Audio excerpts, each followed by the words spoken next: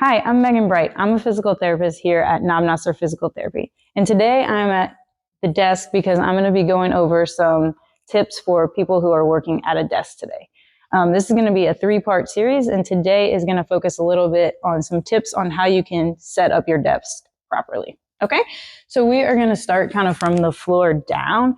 So when you're thinking of the angles of your hips, you're going to want hips at a 90-degree angle, knees at a 90-degree angle, and then your feet flat on the floor.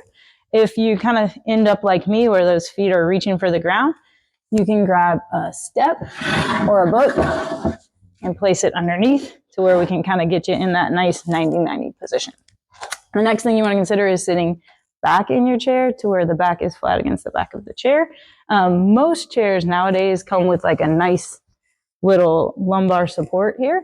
If you have that, that's great. If you don't and you're dealing with lower back pain, this may be something you want to invest in, or you can try using like a towel rolled up and then just place it at the small of your back to kind of keep you in that arched position that tends to be a little more comfortable throughout the day.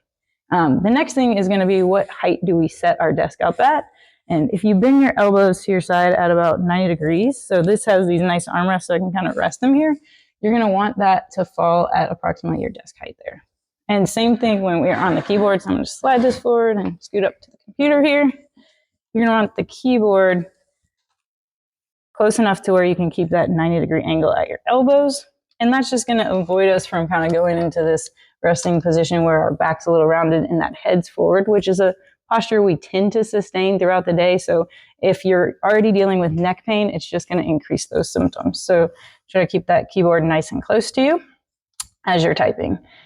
And the next thing we're going to look at is your monitor distance setup. So if you go approximately 1 arm length away, you're going to want that monitor to hit eye level.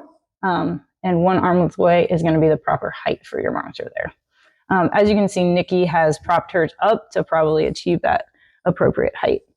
This is going to be best for your vision, and it's also going to kind of help if it's too far away. We're going to kind of go back into that leaning forward position. That's just going to typically put a little more strain through your neck. Okay.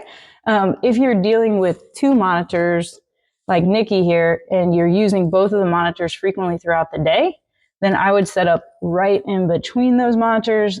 That way you can kind of look from side to side without keeping your neck in a rotated position for too long. So if this monitor is way over here, I'm going to be like here working on it all day. This allows me to kind of keep that neck a little more neutral as I'm working. If you have 1 monitor that you're using more frequently, what I would do is just slide over and keep that monitor as your primary monitor right in front of you. Then we're going to work this way. And when we're looking at this monitor less frequently throughout the day, it will just be like turning every once in a while. And you can consider switching which one you use as your primary monitor to where you're not like rotating to the right all the time or to the left all the time.